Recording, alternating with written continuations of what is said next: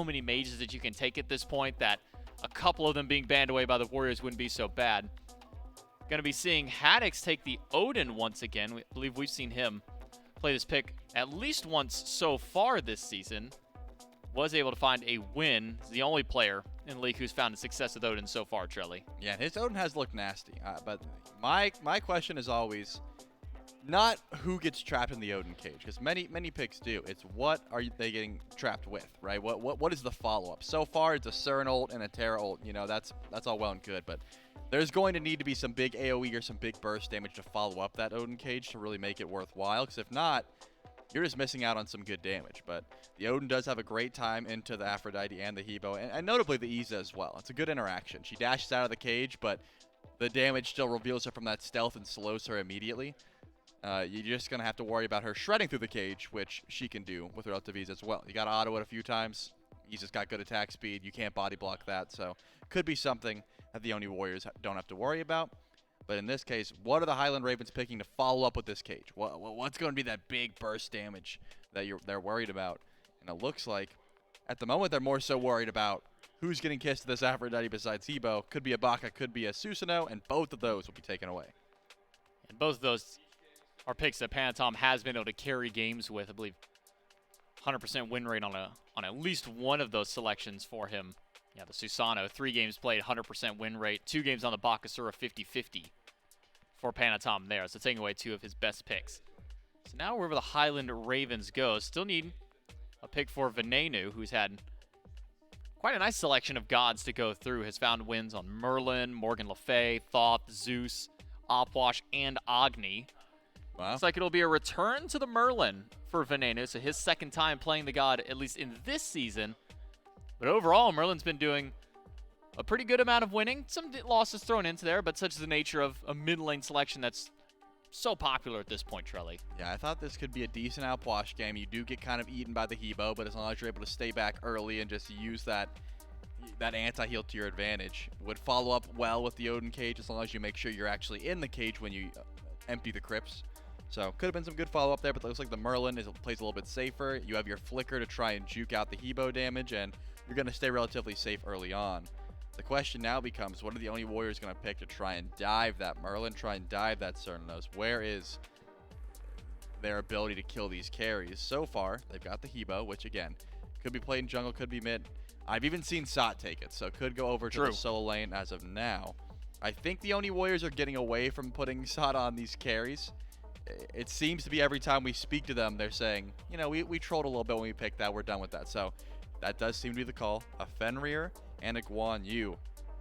So that tells me that probably going to be the Fenrir in the jungle, unless Pagon wants to just go Fenrir mid and try and, you know, get pressure onto the Merlin. I wouldn't put it behind him. I would not put it past him either. I'm not going to lock anything in place. But the Kali. Wow, I haven't seen Scream play the Kali in a while. This is a pick that he used to love to go to. I'm not going to say invented, but definitely pioneered the tier 2 Odibo tech where you never finish the item, but you get it just to help clear. Could be something we're looking towards. This Kali still has a great time carrying games late and has a good matchup into the Hebo. That knockup immunity goes a long way. Scream back on Kali. He's had some stellar performances of games on this pick in the past. I think back even to last season whenever he was on Solar Scarabs, having a 15-5 game that he was able to really run with on a pick like this. So now that we've gotten maybe a full look at the drafts here, Trelly, we see that there's a lot of area control more than anything by the Ravens, a lot of AoE damage.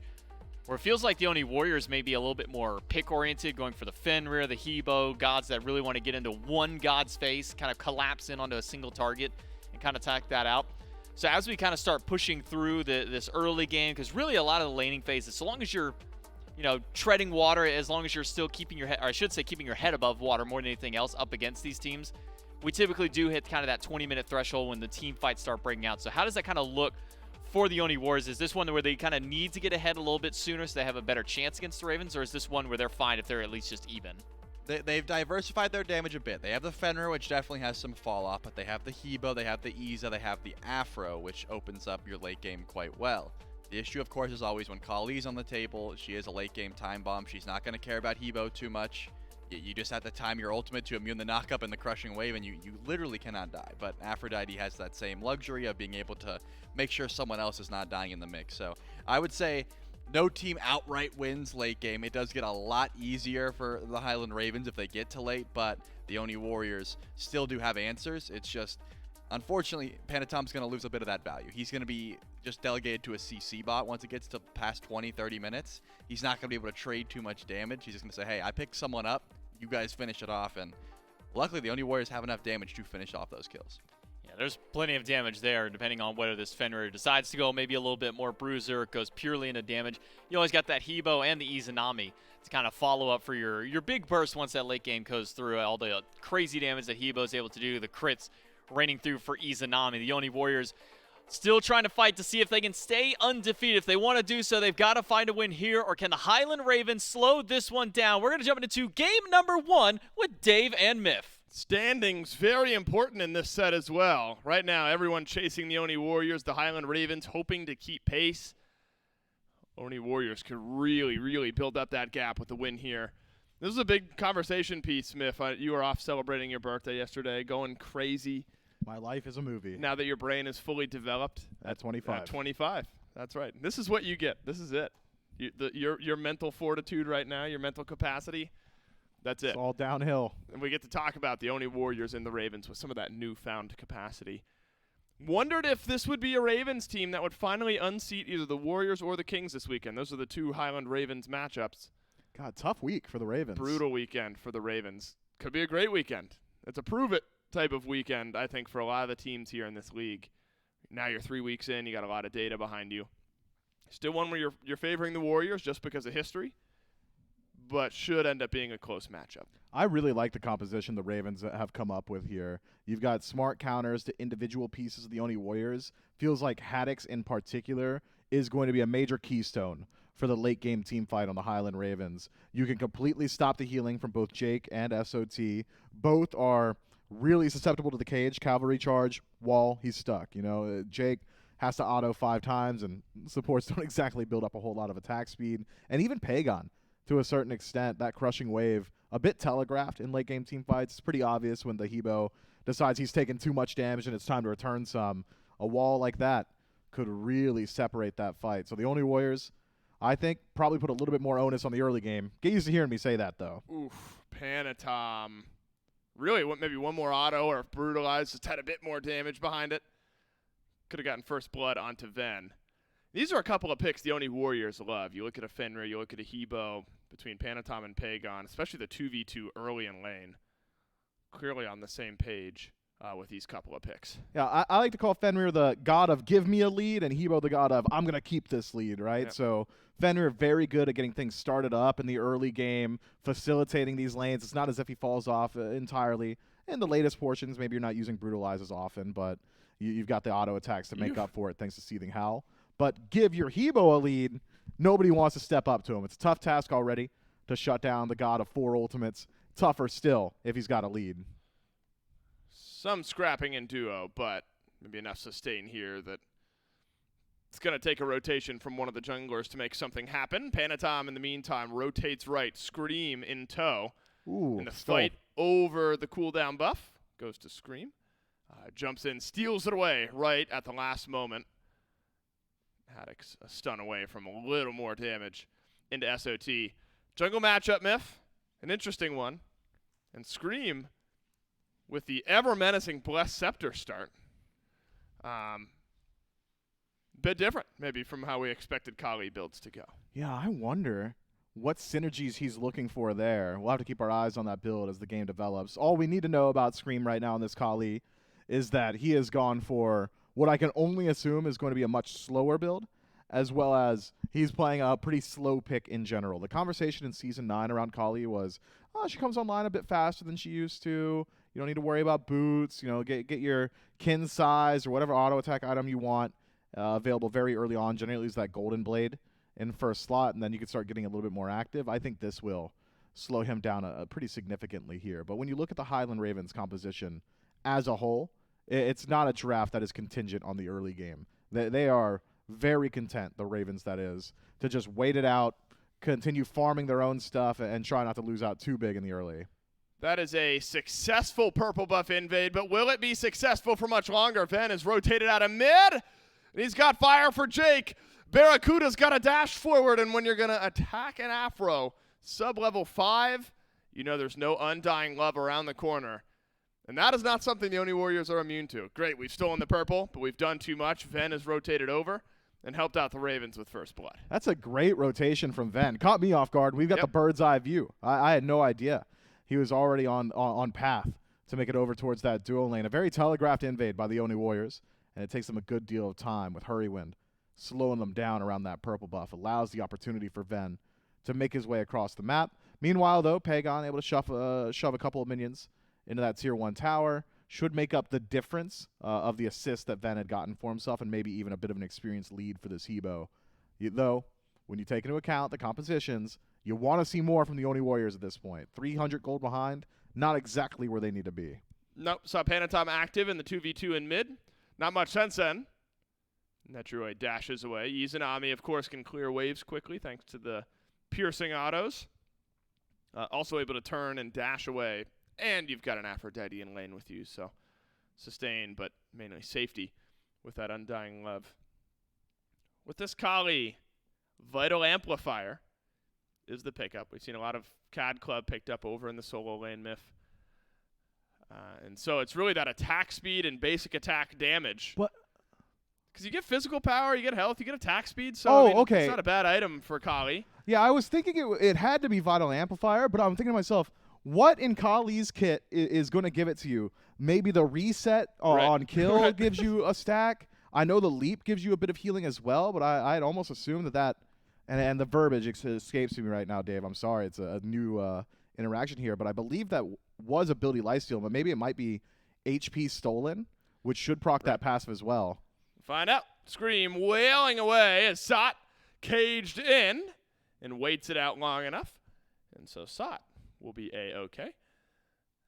And for now, SOT lives on. That is a scary threat, though, Myth, over in the solo lane. Haddix, specifically against this Guan Yu. You throw down a cage, and there could be enough damage once Scream starts to get some extra itemization online to make life a bit more scary for SOT. For now, he'll end up living, and a slight lead is built up for Scream out of the jungle. It's time for Panatom, though, Myth. Got Jotun's little extra CDR. It is time for this Fenrir to find his impact. Yeah, but when you look at who the Fenrir is going to get active on, Barracuda's got an immediate answer to Brutalize. The Bramble Blast going to cancel that one out, and it's pretty easy to aim. Brutalize, not exactly a sneaky ability. You know exactly where he is and where he's going to be. Ven with the Flicker can break the Brutalize as well. Hurrywin, not only self-peel, but peeling for allies with that stun. Kali as well has a really smart answer. Haddix takes a little bit more time to charge up that Gungnir's Might, but still certainly a stun. Doug, actually, can you get a look at the ability order here from Panatom? I wonder if he's even elected to max out that Brutalize. And he has. Yep. So perhaps we'll find some opportunities soon. It's the most damage output you can get from Fenrir in the early game. But often when there are so frequent answers to Brutalize, we'll see Unchained or maybe Seething Howl, the priority. Panatom seems unconcerned. So I'm excited to see what he's going to do with it early on. Got Blink and opportunities. Now, the game is stabilized despite that early kill for the Highland Ravens. But again, you've talked about how this is maybe the game plan that they don't mind. A team that has really found its identity, it feels like. Pagon. Take a little damage from Hurrywin, who's rotated over towards mid lane. Just need to give this Hebo some time to scale up. The Ravens seemingly, Myth, a team that has found a bit of an identity. We were wondering if this would be Bolts 2.0, you know, if they're going to fall prey to very similar losses that we saw from that Bolts team. No, it's been a lot more active, and a lot of it has been through this guy right here, Scream. Dark Portal used from Netrioid. Sends a silence towards Bera. Awesome Jake, ever so patient with the Undying Love. Holds on to the ultimate. And the Ravens continue to apply a bit of pressure over on the left side, but still just the one kill to show for it. Dave, I'm going to be completely honest with you. This always scares me. When you say I'm going to be completely honest, I'm always worried. Be worried. I didn't hear a single thing you've said in the last minute because I'm still thinking about Scream's build right now. Does Lash, the lifesteal that you get from Lash, does that proc the Vital Amplifier. I know the Leap does, and I'm certain the Ultimate does, but those are so inconsistent. You're not getting the full value, are you? It's got to be the Lash. Your guess is as good as mine, Myth. Panatom will trade nothing for a kill onto Hurrywin. He'll get it for free and nearly invade successfully the purple buff. Barracuda is able to secure that one. That's a good grouping from the Oni Warriors. Hadn't seen much life from this team. It had felt a bit piecemeal. Everyone kind of off on one different lane from one another. And so feeling the jungle presence, a good indicator. Ven, aggressive onto Pagon. Remember, there's some history in this mid lane matchup, Myth. Pagon v. Ven, where Pagon has gotten the better of Ven in the past. But don't mind a flicker forward just to make Pagon think twice. Yeah, catch him out on the rotation back through. Pagon had already used the crushing wave, so Ven not exactly worried about the turnaround potential this Hebo had, and forcing him back or maybe even forcing out a relic would have been very valuable for the Highland Ravens there. So good eyes from Ven to realize he's given the opportunity to get a bit more aggressive in that lane, if even it's not exactly necessary for the Highland Ravens throughout the early. Lonely Warriors, though, starting to hit some very significant power spikes. Around that level 9, you're getting your second point into Ultimate, so Pagon's Burst, a little bit more consistent. Maybe you've got Jake with that Undying Love a little bit more often as well. Could open the door to early objective fights. We talked about the late-game team fight of the Highland Ravens and how disruptive Haddix can be. And answer to that for the Oni Warriors is force the fight before Haddix can get involved. Maybe have SOT force a teleport in lane, have Haddix sent back to base. All of a sudden, you've got an opportunity to start looking towards that Gold Fury. And Barracuda has not been struggling in lane by any stretch, not in the 1v1, but it hasn't been a 1v1 for Barracuda. He's been fighting up against 2 or 3 the entirety of the last 9 minutes, and that has slowly started to add up to about a half-level lead for Netrioid. Automation maybe favoring the Izanami a bit more as well. Hurrywin has felt the pressure in the last couple minutes, has fallen 1 level behind Awesome Jake. It's the famous Tier 2 Odibo for Scream as his build continues to unfold. Blink forward. There's the sick. heal on the jump in, but the Undying Love. Perfect from Awesome Wow. Jake. It screams an afterthought. A cage from Haddix. Necessary to keep his team alive, or maybe a Hurrywin locked in with the SOT. Oni Warriors. SOT has dove the Tier 1, and he's looking for a second kill. One last auto will get it. And it's a double for SOT. He should fall as Barracuda will trade out 1, but 4 members of the Ravens are down on a dive from the Oni Warriors. That fight would have been so much different if Jake isn't spot on with Undying Love. He clowned Scream to start off that engagement. Scream goes in with a blink forward immediately into the stun. Jake, Undying Loves both stun targets, makes it so easy for the immediate turnaround. CC onto Scream immediately afterward as well. And there is no death immunity to be had, not fast enough to stop a crushing wave from completely removing you from the map. From there, simple for the Oni Warriors. And a smart rotation from SOT. Thought maybe a couple of those kills would slip away. Ven starting to work his way back into that tower. It's not safe if SOT's there, and he was. Now, Miff, I think it's worth mentioning, and this is actually a good opportunity. You know, so much of the early season Oni Warriors talk was about how they're a scrappy team, individual, and of course they still have all this great mechanical play. It's a team, though, that doesn't just draft chaotic, wild team comps, right? This is still a team that in the last couple of weeks has showed us pretty consistent, general good team fighting drafts, and I think that's a really good moment right there, where it's still a scrappy, instant mechanical type fight, where Jake is really on it with the reaction. But I think the Oni Warriors team, while they are capable of these individual 1v2 solo man type plays, they've also changed the identity a bit. I think this is a team that can play very cohesively and aggressively as a unit, and I think that's a good team fight as an example. Yeah, one of the primary strengths of the Oni Warriors right now is that almost always they are all on the same page. Right. If a fight's going to happen, SOT's already made the rotation out of lane. There are not many soul laners that are just ready to dive a tier 1 tower 10 minutes in. SOT is that guy. There are not many people that are able to build synergy, with a support and jungle or support and duo. So often we say, wow, this duo lane is really good together. That's where they want to play. The support and hunter generally stick together.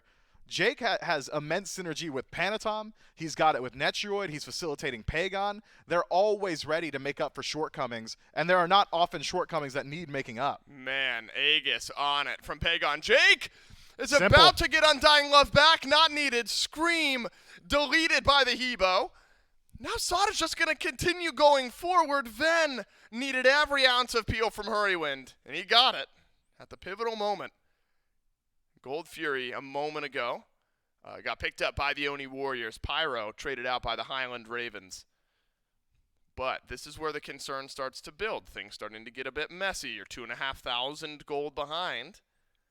5,000 experience behind. A lot of that in jungle, mid, and support. All of it. And it's really the 3 levels Wow. between Hurrywind and Jake that's making the difference. Yeah, Jake's been around for a good long while in this mid lane, has been soaking up a lot of farm, but because he's making impact plays while he's there, it's not as if he's just taking waves from Pagon and that's the end of it. It's setting up Pagon, keeping him alive, facilitating Panatom, all the while soaking up some of that farm. So you see it reflected in mid, now 2-level lead for Pagon over Ven, and that is an incredibly scary thought. Bead's not available for 30 seconds, but nothing to fight over for the next couple of minutes means we could see the game piddle out a little bit, slow down, or potentially, and if the Oni Warriors have their way, continue their signature pace of, all right, no neutral objectives. Let's start working on the permanent objectives. Group up to go some of these weakened tier 1s. Maybe that duo lane, a good place to start. Yeah, make no mistake. Oni Warriors still a very fight-heavy team. I only mean that it feels more calculated rather than at that kickoff tournament where it was the Wild West, everyone running it down. You're right, Miff. Could be an eye towards this tier 1 look tower. at that grouping. Man, Net takes a whole mountain of damage, but Barracuda is in some trouble here. Or is he? Really, the purple buff is what should be the Raven should be concerned with. Sada's had a good last couple of minutes as well. Lotus Sickle added into the build. Not something we always see Guan Yu pick up. It certainly synergizes well. And we got a couple of them. Awesome Jake also has one. So lifesteal and then utility for both the healers. Oni Warriors group up, take down the tier 1 tower. And now it gets awkward, Miff. I mean, the Ravens fine with stalling the game out. But now that you've fallen behind and the Oni Warriors start to build up some momentum, wondering how you have to play it. It's if they can keep it, the Highland Ravens that is, if they can keep it to this 3,000 or so that it is just now for the next 7 minutes, you're fine. 3,000, realm of acceptable losses, experience definitely the more important of the 2 resources at this point. It's this next round of neutral objectives that is going to be incredibly important. I always say 5,000 gold's that red flag of, oh no, what are we going to do? That's like nearly an item for everybody, about 1,000 each if you want to say it's split evenly. So you're getting like a tier 1, tier 2 item, something like that. That's when the fights start to lean heavily in favor of one side or the other. So I think the Highland Ravens need Haddix involved in this next fight. They need him involved very early on, and he's capable of doing so, has already upgraded to the heroic teleport, blink as well, to get into that back line, has sacrificed a bit of his build to upgrade those relics, though. Only the 2 items for defense, which means Pagon's going to have a field day, given the opportunity to make contact with this Odin on the other side. But if Haddix can get a cage onto Jake or prevent SOT from using that cavalry charge or catch Panatom on Ragnarok, could really, really slow down the Oni Warriors' roll. Because the last couple of team fights that have gone the Oni Warriors' way have been counterpunch, and the counterpunch comes swiftly. Oh, you've stuck around too long, stun in a massive burst. Prevent that first wave of massive burst, and maybe the Oni Warriors might fumble a bit. Now's the time to see how the Ravens answer, because the That's next not good. round of neutral objectives are here. No one picked up the phone. There was no answer. And Panatom will end up going back and grabbing the Runic Bomb, and Oni Fury will be here. Luckily for the Ravens, you're able to deal with Oni waves pretty effectively at the 15-minute mark. What you can't afford to do, especially with the burn, and we know the aggression the Oni Warriors play with. If you lose a fight anywhere near Fire Giant, Oni Warriors on the same page that they could immediately turn into something like that. So maybe you're okay if you're the Ravens just giving up this Oni Fury, but 4 men from both squads on the left side of the map. Mids can rotate over pretty quickly. Panatom has picked up his pace a bit. Hasn't had to do much really as far as initiation goes. Helped out in some fighting a few minutes ago. That said, a couple big power spikes hit now, Miff. Scream and Barracuda both adding kin size. That item in a very strong spot right now. And it looks like Netroid having to use the beads over in mid. Small bits of wins here for the Ravens, but can you turn it into a fight? You know, I actually really like these kin size from the Ravens. I don't like the positioning from the Ravens, though. This Fury just going to go down. No presence once more.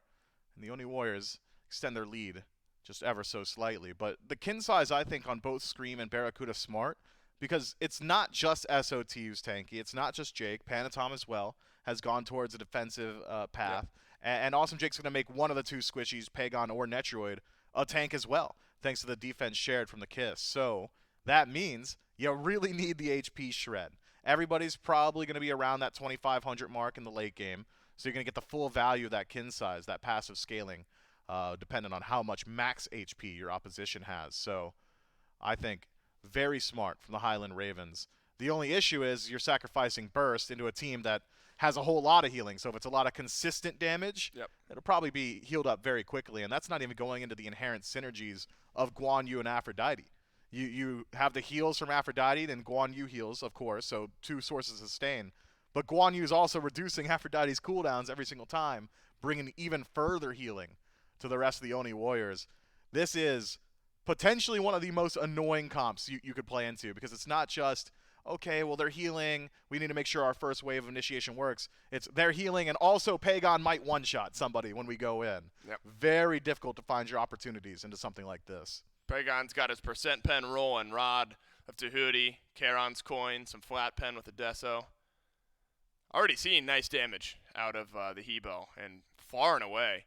What was that XP per minute? Yeah, I was going to say, far and away the XP per minute leader, Wow. 712. Next highest at 685. He is level 18 at the 18-minute mark. It's not often you see level 20 at 20, but that's the pace Pagon is holding right now. He's on pace for sure. That's crazy. If he maintains. Net worth, he's way up there. I'm looking for the Merlin. He's 1,000 gold behind, which, you know, That's generally objectives. couple of tiers of items. So he's just been a farm machine. Pagon has gotten himself into a really, really strong spot. Ven just a level behind, but the XP per minute's a nice mark. Nearly 10,000 damage for Pagon as well at the 18.5-minute mark. He'll easily cross 10K in the next fight, provided that he is not insta-deleted. Pagon, Jake, they're rotating over towards right. Scream provides 10,000, the 10,000 player damage threshold to Pagon. And now it's this rotation myth of neutral objectives that the Ravens need to be concerned about. A Pyromancer's here. They did not show face around the Pyro or the Oni Fury last time. They're going to have another opportunity around this Pyro and this Primal Fury. But I'm not sure I'm getting the indicators that the Ravens are super keen on fighting. The risk here is that Netroid has spent a lot of time out of lane, and Barracuda, given that time to farm up, need to make something happen on the right side of the map. Pyromancer nice, and Barracuda does not keep up his pressure, so no threat to tier 2. SOT, though, he needs help. SOT actually kind of pins himself back beneath the wall. No Undying way. love from Jake. It's on it again. No. Then Sot not only lives, but gets the kill. Jake has just stuffed the Highland Ravens time and time again this game, and the Oni Warriors have 2 runic bombs to add to this Fire Giant pull. Hurrywind poked out a bit by Pagon. Fire Giant down to half HP, but the Highland Ravens, they are just not on this side of the map. Sot has gone left and kept Barracuda on that side. Pagon is zoning everyone out, and the runic bombs are on FG, and they're going to get used to confirm FG. 20 minutes. And the Fire Giant right there for the Oni Warriors. Man, Jake has just been playing different recently. That was perfect execution. SOT gets the beads off Barracuda. Should be able to make his way out. Teleport out of Haddix. Maybe a team fight here. Sot. Polymorphed. Yeah, Ravens, you're baiting yourself into a fight. That's not Writing's good. got to be on the walls. Brutalize out from Panatom. He's a tank. And it's just Hurrywind who falls. But that's just ushered the Oni Warriors to the left side of the map. This team is so effective at grouping. And you're right, Miss, staying on the same page. And those are the type of individual play moments where Jake, in an Undying Love, it's perfect. Sot then goes left, baits in a few members of the Ravens. Those are the individual moments that then bring about the team fight moments. Yeah, the pathing from Sot in the cage to buy as much time as he possibly could have. The timing of the heal from Jake, literally frame 1 of the cage dropping. The shell timing, just miserable for Scream on the other side, who's got to be thinking to himself, finally, a pick. We've got an opportunity. This is what we need. I have to kill this guy, or they're going to get fire. Even if they TKO me, the Oni Warriors likely get fire off that. Need to get this reset. Need to get something rolling. Need to get something started for my team. And then to be that close, maybe 1, 2 auto attacks. And at this amount of attack speed, those 2 auto attacks come in less than a second for Scream. but still not enough to secure that kill thanks to the phenomenal peel from Awesome Jake. I mean, this Aphrodite has just been on point all game. And you were right. You mentioned it earlier, and I agree. Jake has just been playing differently this year. Feels like found some synergy with this squad. No defense. And 2-1 right. Looked really, really strong alongside his Oni Warriors teammates. Triple root out of Hurrywind. Jake is in the cage, but there's an Undying Love on the other end. That's what Aphrodite gets you. And the left side Phoenix is down. Ven has to flicker away from Panatom, who picked him up in the Ragnarok. And Sod will hop off the horse, and it's going to take Panatom jumping in to clean up the kill. Now it's Scream with a chance to fight. Oni Warriors stick around. Oh, Pagon levels Barracuda. And this fight goes on. Hurrywind somehow grasping to life. Got the movement speed. And just needs a bit more damage. He's as chasing Pagon. it. He's going The underneath juke? the Phoenix, and a double kill from Pagon. And nearly an insta-give onto Barra. 1 Phoenix down and 3 members of the Ravens for the Warriors. That is ideal for Pagon there. Water Spout knocks you up in the direction that you are currently traveling. Barracuda stepping forward for just a second, gets knocked up around the corner into the Crushing Wave combo, which puts Pagon in range to chase out Hurrywind. Just perfect from the Warriors. This is where the Warriors have won a lot of games. It's when the defense goes too far. The Highland Ravens have stepped up and eat their Phoenix. Yikes. My goodness, Scream takes the water hands to Gone. the jaw. And the mid lane Phoenix also falls. Oni Warriors not making any mistakes here. They will back away. They are happy with the bounty that they've gathered, and it's left and mid Phoenixes. And another mountain of gold to go back and spend. And the timing of it as well. Fire Giant buff just wearing off. Pyromancer on the respawn, so your next Fire Giant should be a little bit easier to acquire with another Runic Bomb in pocket. And the Highland Ravens will have no reprieve. Every single one of mid and left waves going to be enhanced to the Oni Warriors going forward. So many teams immediately reset here, Dave. So many teams, after grabbing these Phoenixes and grabbing the Pyro, head back to base. Not the Oni Warriors. They're not going to give you any time to breathe. They see a pick. They do see a pick. It's on to Haddix. Fire Giant's going to spawn here in 20. He's out. Luckily, the cage from Haddix is well placed. And Haddix has enough CDR that the cage should be back. If a big team fight were to break out. The Oni Warriors will not insta-pull the FG. You know, when you look at the average game time across the league, it is a bit longer here in Season 10. However, it feels like the Oni Warriors are constantly pressing that metric. This is a team that likes ending these games in the 25 to 30 range, which is, 5 or so minutes. Call it 1 less FG, it feels like, than the rest of the league. And the Ravens have just not been able to keep pace. Yeah, I won't speak to the literal speed of their games, but I will Sure. speak to the pace of play that the Oni Warriors have established. So often it's get a kill, get a resource, an objective, a permanent objective, a neutral objective, it doesn't matter. Go back to base, spend that gold. That is the traditional Smite, just PEMDAS, right? That's the order of operations for so many of these teams. The Oni Warriors are always looking for one extra thing. You'll see it frequently. Oh, we got a kill, we got a Primal Fury. I think they're going to step up here because they think we're backing to spend up this gold, and they get a little bit more on top of it. And if they slip too much, the enemies, that is, if the Highland Ravens get picked, all of a sudden it's, well, we don't need to go back to base. It's a 5v4. It's the speed of play and the frequency of questions asked that the Oni Warriors are just ahead on. Pagon is doubling up everyone in this game as far as damage. Panatom, he's overstepped. Phantom Shell used. Oh, and the last bit of that Phantom Shell gets Panatom out alive. You got a Merlin on defense. If you're the Highland Ravens, that always feels good. Pagon, nice double knock up. And he actually goes forward. Oh, my God. Ven thought he was backing away, but Pagon flips it and sends Merlin right back to base. Now, this is the Oni Warriors. They've got sustain, and they can hang out around this right side Phoenix a bit longer. Do not have minion waves in mid or left, and may need to reset. SOT has teleport, could come back pretty quickly. Instead, resustain. I mean, why head back to base? The Oni Warriors, they're back at full fighting strength just about. Only SOT weakens. Keep your eyes on the Hebo. That's going to be the last bit of this There fight. he goes. Scream goes in, and Pagon turns it. Scream stunned. Pagon crushing wave for the Rampage.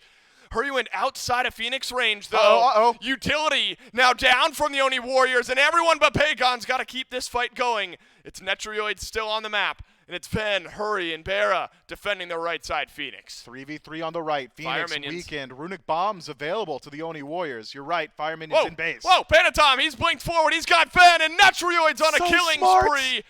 And Netroid trading autos with Bera, but Awesome Jake steps forward and blocks the autos. You're right. Runic Bomb in the back pocket of Jake, not needed. Panatom with the Brutalize onto Hurry Wind. Won't get much. Mid Phoenix will respawn, and it looks like the left side Phoenix just went back down to fire minions. And so that is completely reset. And these death timers are long enough, and there's enough sustain here. The Warriors are going to be able to drop their third bird. And the Highland Ravens are going to be defending the next FG with all 3 Phoenixes down. SOT's made his way back, could turn this into a pick. Scream on respawn will try his best to maintain the base, but only gets those minion waves off. Dave, I don't want it to be lost because it was a small play, but it was incredibly impressive. It's Panatom who goes forward. I believe it was a blink forward to get the Ragnarok pickup, right? But he's at 20, maybe 30% HP, tanking up the Phoenix. Immediately off blink, Jake uses Undying Love to immune all damage returned, as well as the Phoenix Fire, while Panatom is just dragging his opposition out of that Phoenix. I mean, that has got to be a practice play. That's not something you're coming up with on the spot. That is incredibly clean. What's the response to that? I mean, he's literally faster than you. He's now immune to damage. He's immune to CC, and he teleported in front of you. I mean, I've said it maybe 3 times this game, and I'll say it again. Just miserable for the Ravens. Yep, that's how it feels right now to play against the Oni Warriors. You know, on the waiting room, there's only game 1. There's a long set. So I'm gonna try to avoid a Plenty future, of Smite to be played. Right, I'm gonna avoid future chaos here in this set, but this was always the threat when we didn't think the Oni Warriors were gonna lose this weekend. We didn't know if they were gonna lose against the Ravens. It's because it feels like they can just outpace their opponents. Scream. Does have jump? No does way. have ultimate. Yeah, but Sot's got cavalry charge. Uh-huh. There'll be a stun, awaiting for Scream. And the question is this now an opening for this game just to end?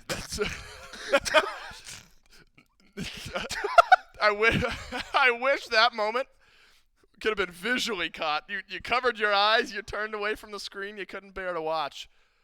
And if there was any hope of a defense around FG, which I'm not sure there was, I don't think there's going to be an gone. FG. I don't even know if there's going to be an FG. Is that a game-losing type moment now for the Ravens? It could be, had any more of the Ravens even been a bit further forward there.